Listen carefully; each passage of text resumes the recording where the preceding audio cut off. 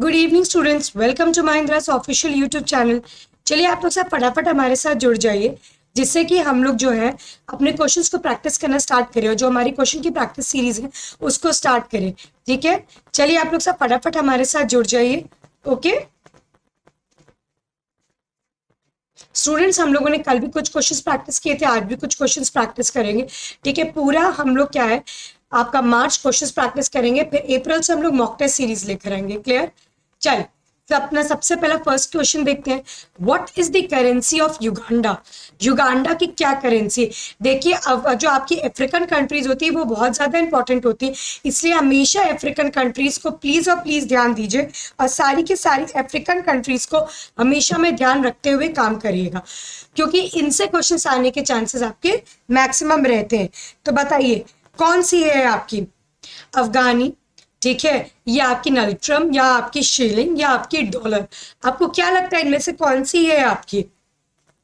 चलिए फटाफट हम लोग चेक करते हैं हमारा इसका आंसर क्या है। हमारा इसका आंसर भी एग्जैक्टली सही है। मतलब आपकी ये गल्ट्रम जो है, नगल्ट्रम, ये नगल्ट्रम आपकी युगांडा की करेंसी है, इस चीज को ध्यान रखिएगा। फिर बोल रही हूँ अफगान की जो है आपकी, आप कह लीजिए जो अफ्रीकन कंट्रीज हैं आपकी, वो अफ्रीकन कंट्रीज थोड़ी सी इंपॉर्टेंट हो जाती है, तो इसलिए उनके बारे में थोड़ी जानकारी ज्यादा रखना है की कोशिश रखिएगा। ठीक है, चलिए फटाफट नेक्स्ट क्वेश्चन देखते हैं हमारा क्या है। हमारा नेक्स्ट क्वेश्चन है, according to the census 2011, the correct order of population density of states in descending order is? अब आपका जो जनगणना 2011 है उसके हिसाब से जो डेंसिटी ऑफ स्टेट है उसमें डिसेंडिंग ऑर्डर में लगाइए और ये बताइए आप हमको कि कौन सी है आपकी, बिहार, बंगाल, केरला, महाराष्ट्र। बिहार, बंगाल, केरला, उत्तर प्रदेश, या बंगाल, बिहार, उत्तर प्रदेश, महाराष्ट्र, या आपका बंगाल, बिहार, हरियाणा, उत्तर प्रदेश? इसमें से कौन सी है आपकी, बताइए। कम ऑन स्टूडेंट्स, बताइए फटाफट इनमें से कौन सी है।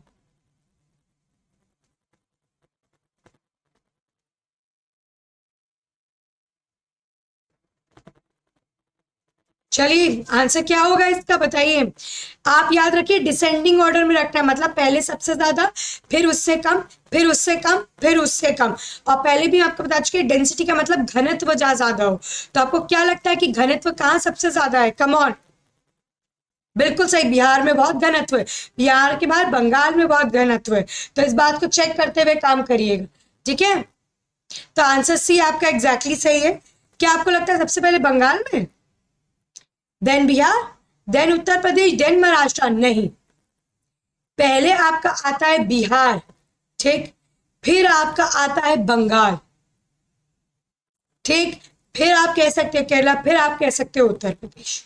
उत्तर प्रदेश चौथे नंबर पे, तो आंसर सी नहीं, आंसर बी सही होगा। इस चीज का ध्यान रखिएगा, सी नहीं, सबसे पहले बंगाल नहीं आएगा, सबसे पहले बिहार आएगा। बिहार का घनत्व सबसे ज्यादा है, जनसंख्या घनत्व बिहार का सबसे ज्यादा है। क्लियर है स्टूडेंट्स? चलिए फटाफट नेक्स्ट क्वेश्चन ध्यान देते हैं। Where is the headquarter of non alignment movement? ये जो non alignment movement Jawaharlal Nehru ji ने बनाई थी, इसका हेडक्वार्टर कहाँ है? Kathmandu, Jakarta, Havana, Belgrade? बताइए कहाँ पर है आपका? काठमांडू, जकार्ता, हवाना, बेलग्रेड कहाँ पर है? बताइए प्लीज स्टूडेंट्स, इसका कहाँ पर है? कहाँ पर है?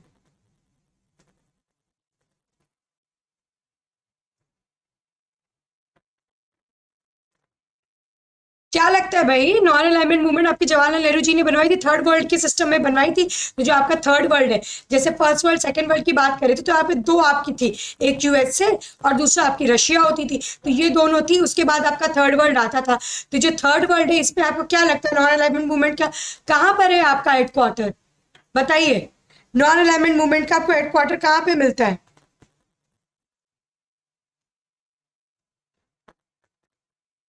नॉन अलाइनमेंट मूवमेंट का कहाँ है, नाम जिसको बोलते हो? Come on. बिल्कुल सही, बेलग्रेड आंसर। बेलग्रेड में है कि आप बताइए जकार्ता में? नॉन अलाइनमेंट मूवमेंट की बात हो रही है, बेलग्रेड है कि जकार्ता है? Come on students, answer Belgrade exactly सही। जकार्ता गलत बोल रहे हो तुम लोग भाई, जकार्ता आंसर नहीं होता है, बेलग्रेड आंसर बिल्कुल सही है। युगोस्लाविया, वहीं पे स्टैब्लिशमेंट हुआ था इसका। तो बताइए इसका हेडक्वार्टर कहां पर होगा, नाम का। फाउंडर स्टेट्स कौन से हैं भाई, इनकी बात करें, वही वहीं पे साइन हुई थी आपकी ट्रीटी। तो अगर हम इसका हेडक्वार्टर पूछे नाम का, नॉन अलाइनमेंट मूवमेंट का, तो कहां बताओगे।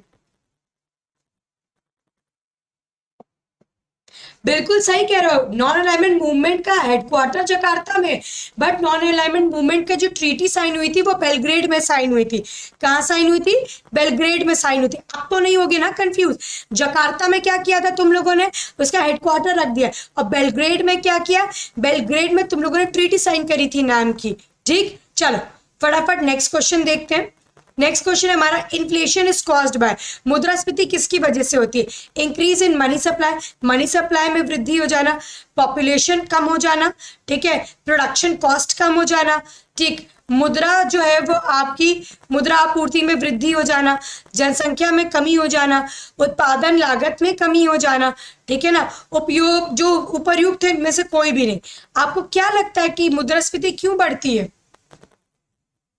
मार्केट में बहुत ज्यादा पैसा होगा तभी तो लोगों के पास बहुत ज्यादा डिमांड होगी, जब बहुत ज्यादा डिमांड करेंगे तभी तो आपकी ज्यादा प्रोडक्शन होगा, लोग ज्यादा सामान खरीद रहे, लोगों के पास पैसा ज्यादा है, ज्यादा पैसा दिख रहा है, भाई तुम डिमांड करोगे चीज महंगी हो जाएगी, महंगी होगी तो तुम्हारा इन्फ्लेशन हो गया। तो बिल्कुल बताइए आंसर क्या सही है, ए सही है। ठीक, चल फटाफट नेक्स्ट क्वेश्चन देखते हैं हमारा क्या बोल रहा है। The creation of a joint sector was recommended by, the creation of a joint sector recommended by, संयुक्त क्षेत्र के संगठन की सिफारिश किसके द्वारा की गई थी, Dutta committee, new industrial policy, Narasimha committee, Hazari committee. बताइए, दत्त समिति, नहीं आपकी औद्योगिक नीति, या आपकी नरसिम्हा समिति, या आपकी हजारी समिति, आपको क्या लगता है इनमें से कौन है। भाई जॉइंट सेक्टर शुरू शुरू में तो होते नहीं थे, बाद में होने लगे, तो जॉइंट सेक्टर आपके हिसाब से किसके द्वारा किए गए, बताइए। आंसर है एग्जैक्टली सही है, बिल्कुल सही, दत्ता कमेटी आपकी। ठीक, चल फटाफट नेक्स्ट क्वेश्चन की तरफ बढ़ते देखते हैं वो क्या बोल रहा है। In our constitution census included in state list, union list, concurrent list, none of the. अब बताइए आपके संविधान में या हमारे संविधान में जनगणना किस सूची में, राज्य सूची, संघ सूची, समवर्ती सूची, या इनमें से किसी भी सूची में नहीं। सेंसस मतलब जनगणना, क्या आपको लगता है जनगणना स्टेट लेवल पर भी होती है, बट कौन इसको ऑर्गेनाइज करवाता, जनगणना क्या स्टेटस निकालता कौन है, उस वो ध्यान रखोगे तो अपने याद रहेगा। वेरी गुड, यूनियन लिस्ट है आपका answer, very good, union list exactly correct answer है आपका। ठीक, चलिए फटाफट नेक्स्ट क्वेश्चन देखते हैं। After which of the following Wars the foundation of Mughal dynasty took place in India, मतलब मुगल ने बिल्कुल अपनी स्थापना कर ली इंडिया में, तो ये बात किस युद्ध के बाद साबित हुई थी, हल्दीघाटी के युद्ध के बाद, प्रथम पानीपत के युद्ध के बाद, द्वितीय पानीपत के युद्ध के बाद, या आपकी तालीकोट का युद्ध था उसके बाद। बताइए, बहुत सिंपल क्वेश्चन है, बहुत ही ज्यादा सिंपल क्वेश्चन है। फर्स्ट बैटल ऑफ पानीपत 1526 में हुई थी, सेकंड बैटल ऑफ पानीपत 1556 में हुई थी। First battle of Panipat Babur, second battle of Panipat Akbar. तो बताइए, बिल्कुल सही है आपका बी आंसर, बिल्कुल सही, एग्जैक्टली सही आपका आंसर भी है। क्लियर, आपका आंसर भी एग्जैक्टली सही है। चलो फटाफट नेक्स्ट क्वेश्चन की तरफ बढ़ते देखते हैं वो क्या बोल रहा है हमारा। Gahirmatha sanctuary is the only sanctuary for dash in Odisha, Gahirmatha अभ्यारण्य उड़ीसा में डैश के लिए एकमात्र अभ्यारण्य है, बड़ा इंपॉर्टेंट अभ्यारण्य है। तो आप लोग हमको बताइए ये किसके लिए अभ्यारण्य है जो बहुत प्रसिद्ध है, बताइए किसके लिए बड़ा प्रसिद्ध अभ्यारण्य है। एलिफेंट, क्रोकोडाइल, डियर या टर्टल, एलिफेंट, क्रोकोडाइल, डियर या टर्टल, बताइए किसके लिए बहुत ज्यादा प्रसिद्ध है, बताइए। क्रोकोडाइल, डियर या टर्टल, क्रोकोडाइल या टर्टल में से ही कोई हो सकता है। चलो ये बात तुम लोगों की हम देख सकते हैं, कंसिडर कर सकते हैं। ठीक, एलिफेंट और डियर हमने हटा दिया, चलो अब बताओ टर्टल की क्रोकोडाइल, गहिरमाथा, बताओ भाई। बिल्कुल सही, गहीर माथा में ऑलिव रिडेड टर्टल नहीं दिखते हैं? इतने फेमस है ऑलिव रिडेड टर्टल्स कि कुछ कहना नहीं। ऑलिव कलर के ऑलिव रिडेड टर्टल्स बोले जाते हैं, वो बहुत फेमस है। तो गहीर माथा सेंचुरी इसीलिए बहुत ज्यादा प्रसिद्ध है, बात ध्यान रखना। क्लियर? चल फटाफट आगे बढ़ते हैं, नेक्स्ट क्वेश्चन पे ध्यान देते हैं। In the context of IT services, what is the full form of BCB? Business Confirmation Plan, Business Confirmation Protocol, Business Continuity Plan, Business continuity protocol. Business बताइए, आपका कंफर्मेशन प्लान, बिजनेस आपका confirmation protocol, business community plan, या business community protocol. IT services में BCP का क्या मतलब है? देखिए थोड़ा बहुत कंप्यूटर आ सकता है, इसीलिए मैं हर उसमें एक कंप्यूटर का क्वेश्चन कहीं से ढूंढ के लाके स्पेशल डाल देती हूँ, ठीक है, कि जिससे कि एटलीस्ट आप थोड़ा बहुत इसको भी पढ़ ले और ध्यान में रख ले।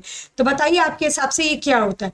किसी भी क्वेश्चन में किसी भी चीज में डाउट हो तो मेरी आपसे बार बार रिक्वेस्ट है कि आप प्लीज उसको नीचे कमेंट्स में मेंशन करिए और मैं आपको बता दूं। तो आंसर सी एग्जैक्टली सही है आपका, बिजनेस कंटिन्यूटी प्लान। क्या आपका एग्जैक्टली आंसर सही है? Business continuity plan. ठीक, समझ रहे हो? तो मैं ये आपको एग्जैक्टली बता रही हूं, बिजनेस कंटिन्यूटी प्लान। तो बिजनेस कंटिन्यूटी प्लान क्या है आपका?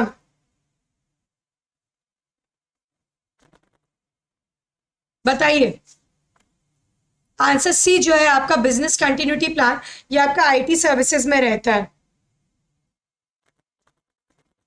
बोलिए।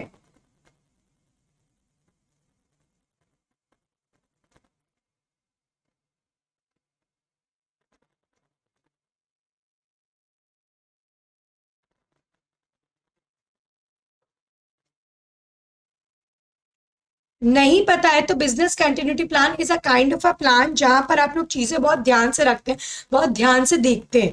ठीक, आपका किस तरीके से काम चलना है आईटी सर्विसेज में, उस बिजनेस को किस तरीके से आगे बढ़ाना है, ये सब चीजें इसमें रहती हैं। ठीक, चल नेक्स्ट क्वेश्चन देखो।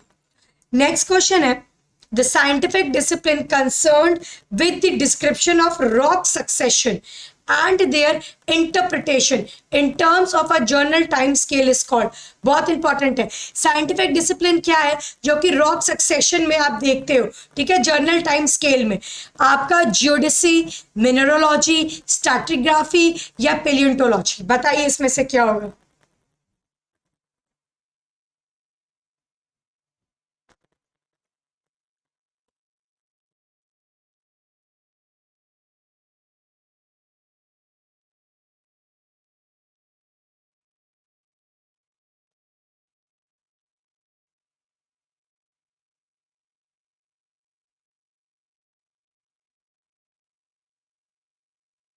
क्या होगा इसका आंसर? क्या लगता है आप लोगों को भाई?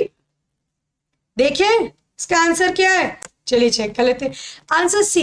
देखिए जो आपकी स्ट्रैटिग्राफी है ना, बेसिकली पूरा एक आपका डिस्क्रिप्शन देती है रॉक के सक्सेशन के बारे में। मतलब जो चट्टानों के आपका कालक्रम होता है, किस तरीके से वर्णित है उसमें, या आपका कितना समान समय में ये इस तरीके की बनी, फिर ये इस तरीके से हो गई आपकी रॉक, इग्नियस थी, फिर मेटामॉर्फिक हो गई, मेटामॉर्फिक से ये ऐसी होगी, फिर इससे ये ऐसी हो गई। तो ये चीज जो आपकी पूरी रॉक का ट्रांसफॉर्मेशन है, ये रॉक का ट्रांसफॉर्मेशन कंप्लीटली यहीं पर होता है। इस चीज का आप ध्यान दे के रखिएगा, यहां पे ये यही ही बात बोलती है। क्लियर है कि नहीं? ये चीज समझ में आई है कि नहीं आई, ये बताओ। कि पूरा रॉक का जो ट्रांसफॉर्मेशन है, ऐसे करके शुरू होना, फिर ऐसे करके आगे बढ़ना, पूरी चट्टानों का जो कालक्रम है, वो ये आपको डिस्क्रिप्शन के रूप में स्ट्रैटिग्राफी में बताती है। ठीक है, चल फटाफट नेक्स्ट क्वेश्चन देखते हैं, आगे देखते हैं क्या बोल रहा है। इन विच स्टेट इज दी आपके चैमरा हाइड्रो इलेक्ट्रिक प्रोजेक्ट लोकेटेड? बताइए, चैमरा हाइड्रो इलेक्ट्रिक प्रोजेक्ट कहां पर है? पंजाब, महाराष्ट्र, गुजरात, या आपका हिमाचल प्रदेश? बताइए कहां पर है, फटाफट बोलिए इस चीज को। कहां पर मेंशन है भाई? बोलो,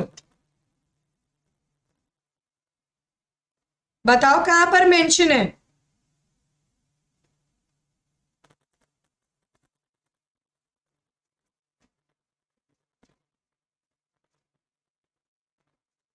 बोलिए फटाफट, कहाँ पर मेंशन है? पंजाब, महाराष्ट्र, गुजरात, हिमाचल प्रदेश, कहाँ पर मेंशन है? ये चीज आप लोगों को फटाफट बतानी पड़ेगी। बोलो।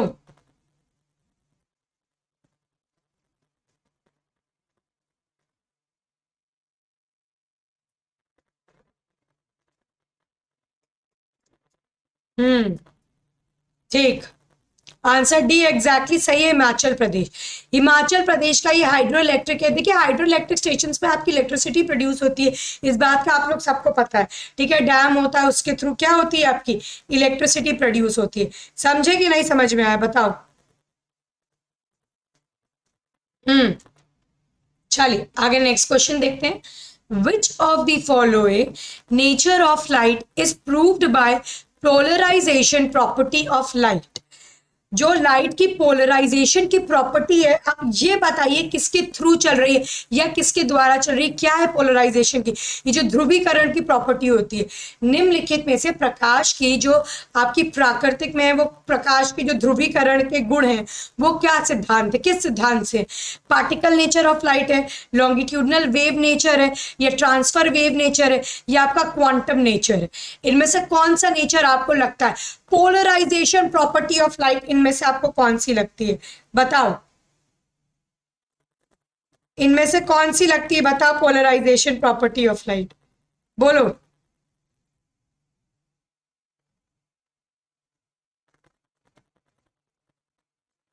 कौन सी लगती है?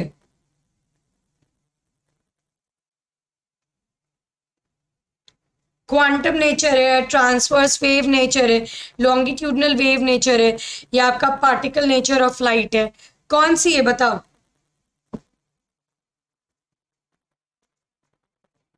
भाई पोलराइजेशन की ध्रुवीकरण के गुण पूछ रही हूं मैं, बताओ।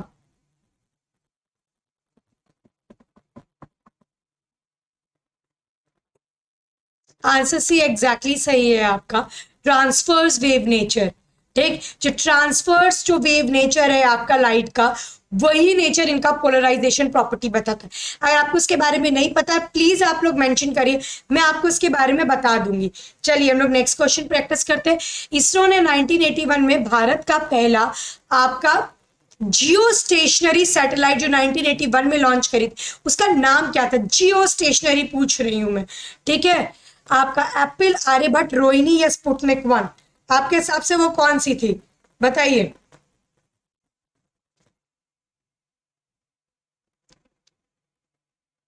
बोलो कौन सी थी।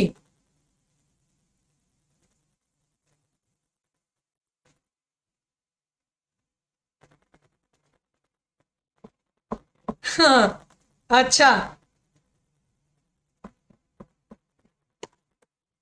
आंसर है एग्जैक्टली सही है आपका, एप्पल। क्या है आंसर है? एप्पल एग्जैक्टली सही है। ठीक है, एप्पल आंसर है, जो कि जियो स्टेशनरी सैटेलाइट थी आपकी। क्लियर। अब बात है Chhau. Chhau is a folk dance of, देखिए कल ही मैंने आपको फोक डांस के बारे में और क्लासिकल डांस के बारे में डिफरेंस बताया था। क्लासिकल डांस सारे नहीं, आपके सिर्फ कुछ ही क्लासिकल डांस है, मैंने आपको कल बताए थे। बाकी जितने डांसेस हैं आपको दिखते हैं वो सब फोक डांस है। तो चाउ फोक डांस आपका कहाँ का है? महाराष्ट्र, उड़ीसा, पंजाब, या असम? बताइए, चाउ फोक डांस कहाँ का है आपका? महाराष्ट्र, उड़ीसा, पंजाब, या असम? ये कहाँ का है, बताओ, बोलो।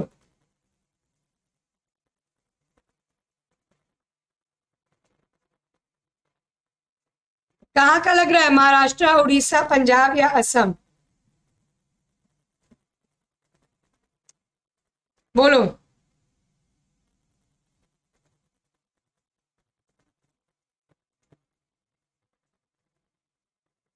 हम्म, आपका आंसर भी उड़ीसा का चाउ डांस है, बताइए कहाँ का है? कि असम का चाउ डांस है? किस स्टेट को बिलोंग करता है भाई? चाउ डांस कहाँ का है? झारखंड। अगर इसमें आंसर झारखंड लिखा होता है तो तुम झारखंड टिक लगाते कि उड़ीसा? अगर झारखंड लिखा होता तो 100% झारखंड टिक लगाओगे, पर झारखंड नहीं है तो उड़ीसा टिक लगाना। इस बात का ध्यान रखना। ये जो डांस है वो आपके भगवान, एनिमल, बर्ड, हंटर, रेनबो, ठीक, इन सब चीजों को रिप्रेजेंट करता हुआ है। ठीक है, इन सब चीजों को रिप्रेजेंट करता हुआ ये आपका है। ठीक, तो अभी झारखंड ऑप्शन में नहीं है इसलिए हम उड़ीसा टिक लगा रहे, वरना हमारा आंसर झारखंड होगा। फिर आपका the Charminar which is the set to be build to commensurate the eradication of plague was build by whom. बताइए, जो चार मीनार था जो बनाया गया था कि प्लेग को जो आपका फैल रहा था उससे बचने के लिए, तो इल्तुतमिश, गयासुद्दीन तुगलक, अलाउद्दीन खलजी या मोहम्मद कुली कुतुब शाह। प्लेग के उन्मूलन के मतलब जो आपके उद्देश्य था उसमें बनाया गया चार मीनार वाला जो है वो क्या है, बताओ बोलो। किसने? इल्तुतमिश, गयासुद्दीन तुगलक, अलाउद्दीन खलजी, मोहम्मद कुली कुतुब शाह। कौन है? ये थोड़ा इंटरेस्टिंग क्वेश्चन है, नया टाइप का क्वेश्चन है। क्या है इसका आंसर? डी एग्जैक्टली सही, मोहम्मद कुली कुतुब शाह। ठीक, चल फटाफट नेक्स्ट क्वेश्चन देखते हैं। Who was the second Muslim president of Indian National Congress? Second Muslim president Indian National Congress का कौन है? बदरुद्दीन तैयब जी, या आपका रहमतुल्लाह मोहम्मद सयानी, सुरेंद्रनाथ बनर्जी या आगा खान? देखिए, जो भी है मैं हिंट दे रही हूं, उनके समय में नेशनल सॉन्ग या नेशनल एंथम गाया गया था जब वो थे आपके प्रेसिडेंट। आप सोच लो, हो सकता है 1906 के हो सकता है 1911 के हो। अब तुम लोग चेक कर लो किस टाइम पीरियड के। ये मेरी तरफ से हिंट थे। चलो चेक कर लेते, कोई प्रॉब्लम की बात ही नहीं है हमारी। दे थोड़ा टाइम। बदरुद्दीन तैयब तो फर्स्ट है, सेकंड कौन है? आगा खान या रहमतुल्लाह मोहम्मद सयानी? क्या होंगे? आंसर बी बिल्कुल सही है, रहमतुल्लाह मोहम्मद सयानी। अब आपका होमवर्क है, आपको ये बताना है कि 1906 की अध्यक्षता की थी कि 1911 की। अगर 1906 की अध्यक्षता की थी तो नेशनल सॉन्ग गाया गया था कि नेशनल एंथम गाया गया था। अगर 1911 की गई थी तो वहां नेशनल सॉन्ग गाया गया था कि नेशनल एंथम गाया गया था। ये आप लोगों को मुझे बताना है। ठीक, चलिए फटाफट नेक्स्ट देखते हैं। नेक्स्ट क्वेश्चन क्या है? What is the major difference between IMF and world bank? बताइए, IMF और वर्ल्ड बैंक में क्या सबसे बड़ा डिफरेंस है? World bank long term loan देता है, IMF नहीं। IMF शॉर्ट टर्म लोन देता है, वर्ल्ड बैंक नहीं। बोथ ए और बी या नन ऑफ द अबव? बताइए इसका क्या आंसर होगा, इसका बताइए एग्जैक्टली मुझे, इसका क्या होगा?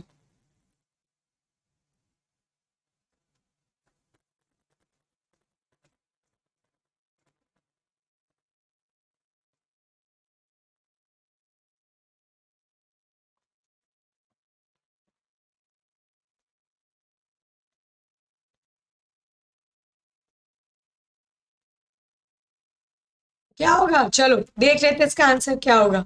आंसर सी एग्जैक्टली सही है, बोथ। देखो भाई, ऊपर भी वही बात लिखी, नीचे भी वही बात लिखी, बस बात पलट तो दी, तो बोथ आंसर बिल्कुल सही था। अब इससे आपको पता लग गया कि लॉन्ग टर्म लोन्स कौन देता है? World bank. Short term loans कौन देता है आपको? IMF। ठीक है, चलो फटाफट नेक्स्ट क्वेश्चन देखते हैं। हमारा नेक्स्ट क्वेश्चन क्या है? चलिए नेक्स्ट क्वेश्चन है हमारा, Dibrugarh city is located on the bank of which river?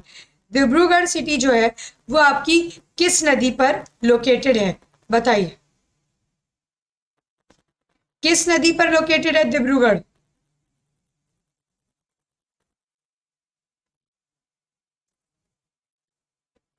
बताइए कहां पर लोकेटेड है?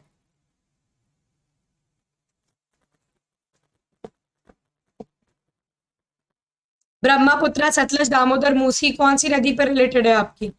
क्या लगता है? डिब्रूगढ़ असम साइड है, बिल्कुल सही, ब्रह्मपुत्र पे लोकेटेड है, कोई डाउट की बात ही नहीं। तो कहां पर थी ये आपकी? एग्जैक्टली ब्रह्मपुत्र पे। नेक्स्ट आता है, speaker of Lok Sabha offers his resignation letter to whom? Lok Sabha का जो स्पीकर है, जो लोकसभा के अध्यक्ष है, जो इस समय ओम बिरला जी हैं, वो आपके किसको अपना क्या देते हैं? अपना इस्तीफा देते हैं। Chairman of upper house, deputy speaker of Lok Sabha, president, vice president. उच्च सदन का अध्यक्ष, लोकसभा के आपके सभापति हो गए या उपसभापति हो गए, सभापति नहीं उपसभापति, ठीक है, या आपके हो गए, या उपाध्यक्ष भी कह सकते हो, बिल्कुल ठीक, राष्ट्रपति या उपराष्ट्रपति। क्या लगता है आप लोगों को? लोकसभा आप लोगों को पता है डायरेक्ट इलेक्शन होता है, 550 सीटें, 2 सीटें जो एंग्लो इंडियंस की थी वो अगली बार से तो बिल्कुल ही खत्म हो जाएगी।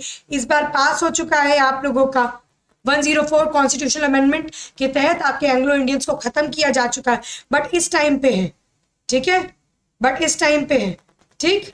चलो, तो आंसर बी एग्जैक्टली सही है, डेप्यूटी स्पीकर ऑफ लोकसभा। फिर बात करते हैं, the joint of the radius ulna with upper arm is, जो रेडियस अल्ना वाला आपका ऊपर वाले आर्म में आपको मिलता है, इसमें आपको कौन सी जॉइंट दिखती है? Saddle joint, hinge joint, ball and socket joint and pivot joint. मैं एक बात बताऊं, जॉइंट्स के ऊपर क्वेश्चन आने के चांसेस रहते हैं, जॉइंट से पूछे जाते हैं कि आपकी नी में, एल्बो में, ठीक है ना, या यहाँ पे शोल्डर पे कौन से रेडियस अल्ना के साइड कौन सी जॉइंट्स है, तो ये आप लोग मुझे बताइएगा कि कौन सी जॉइंट्स है, ठीक। इससे थोड़े क्वेश्चंस आने के चांसेस होते हैं। अगर आपको डाउट है इससे रिगार्डिंग, तो आप लोग कंप्लीटली फ्री है मुझे बताने के लिए, मैं आपको इससे रिगार्डिंग सारे काम करके बता दूंगी, मतलब काम क्या करके बता दूंगी, बेसिकली मैं आपको इसका पूरा डिटेल डिस्क्रिप्शन दे दूंगी, ठीक। बट आप लोगों को मुझे पहले हिंट देनी पड़ेगी कि आप लोग को नहीं आता है। तो इसका आंसर बी एग्जैक्टली सही है, हिंज जॉइंट।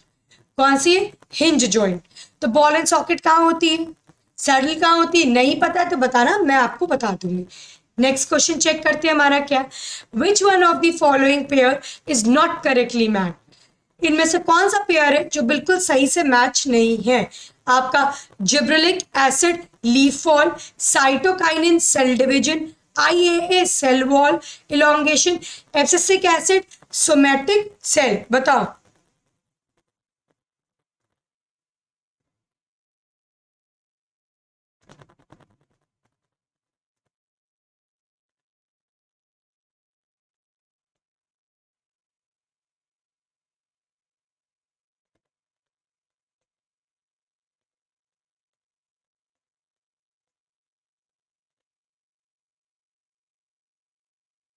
क्या लगता है? सारे के सारे एक ही साथ हार्मोन्स ले आई हूं, सारे हार्मोन्स एक ही साथ आ गए हैं प्लांट्स के, ठीक। आंसर है एग्जैक्टली सही, जिब्रेलिक एसिड। जिब्रेलिक एसिड में लीफ फॉल नहीं होती, इस चीज का ध्यान रखिए, ऐसा नहीं है, ठीक। बाकी आप फिर से चेक कर लीजिए, साइटोकाइनिन सेल डिवीजन में, आईएए जो है सेल वॉल इलोंगेशन में, एब्सिसिक एसिड क्या है? सोमेट्रा, ये आपका जो स्टोमेटा होता है उसके में, ठीक।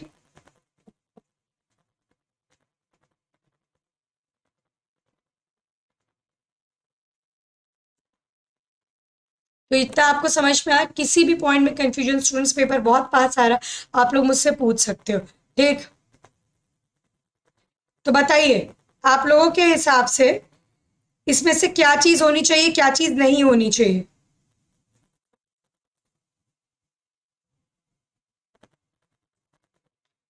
पार्टिकल नेचर ऑफ लाइट, आप बताइए इसमें से जो पोलराइजेशन था वो आपका लॉन्गिट्यूडनल था, ट्रांसवर्स था, क्वांटम क्वांटम था या आर्टिकल था? अभी पीछे ही प्रैक्टिस करिए, दोबारा से इसलिए लाए क्योंकि मुझे पता है कि ये क्वेश्चन सबको फिर से नहीं समझ में आता है। लॉन्गिट्यूडनल वेव्स कैसी? ऐसे ऐसी। ट्रांसवर्स वेव कैसी? ऐसे ऐसे वाली होती है, ध्यान रखिए। तो पोलराइजेशन प्रॉपर्टी लाइट की क्या होती है? ट्रांसवर्स वेव वाली आपकी लाइट होती है, ठीक है।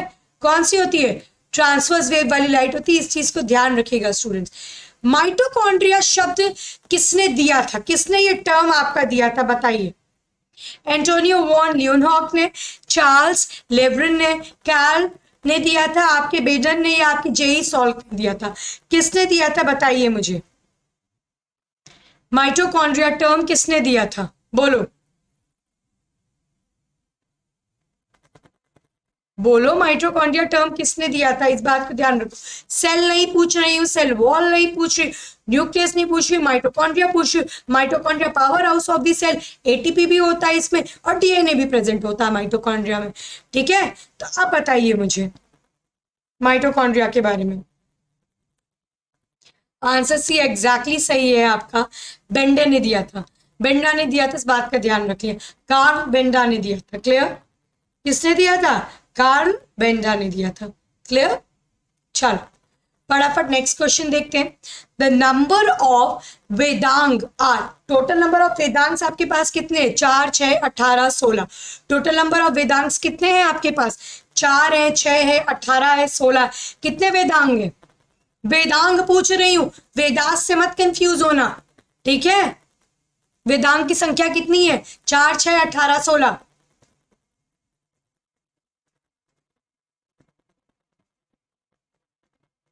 चलो चेक कर लेते हैं आंसर। एग्जैक्टली आपका जो सही है वो है 6, ठीक है। 6 Vedant. The treaty of Salbai formed between the British and Maratha कब हुई थी? 1782, 1792 है आपका, बताओ। ये 1775, 1809, 1792, बताओ।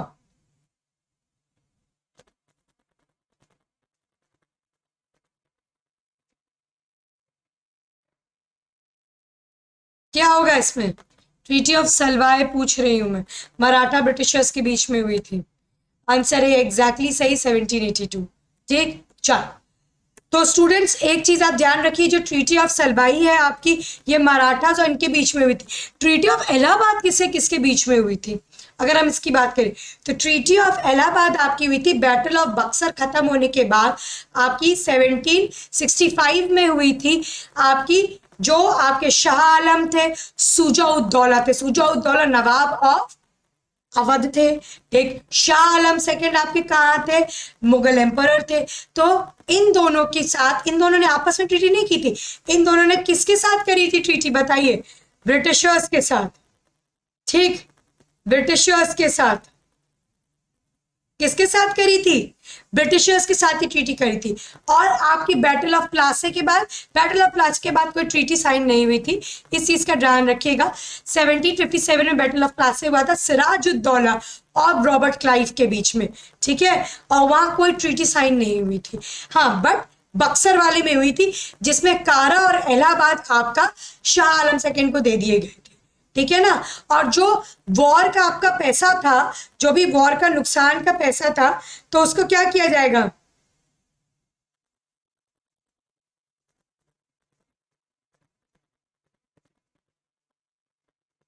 वॉर का पैसा क्या किया जाता है?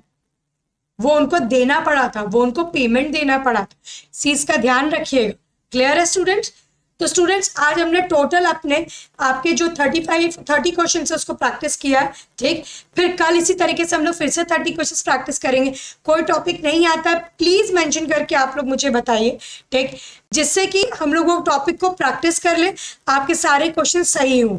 ओके, आप सारे स्टूडेंट्स को ऑल द बेस्ट। जय हिंद।